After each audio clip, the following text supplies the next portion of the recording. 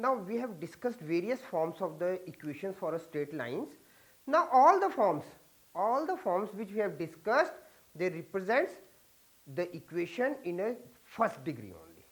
Is it clear? So the most important or the most general form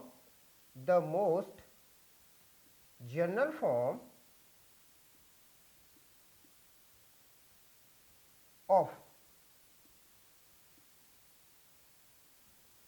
equation of first degree in the variables x and y, in x and y is, it is written as ax plus by plus c is equal to 0. Okay, very simple thing. Or you can write it ax plus by plus c is equal to 0, 1, and the same thing. I have just selected capital A, capital B and capital C just to distinguish between earlier process and now this one. Okay. So basically when we are using capitals, then we are saying that this is a general form, or you can use this also. In many books you will find this one also. Okay. Now here the main thing what it is, this represents that we are having three constants.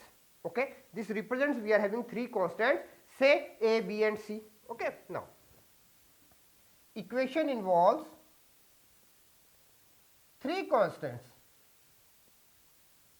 that is A, B and C. But actually what it is,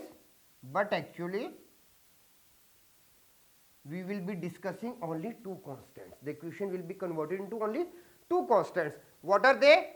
They are A upon C and B upon C. Okay. Now we are using only these two constants, A upon C and B upon C, means we are converting the equation into only these two forms, and with these things, with capital A, capital B and capital C, let us discuss whether Ax plus By plus C represents a straight line or not.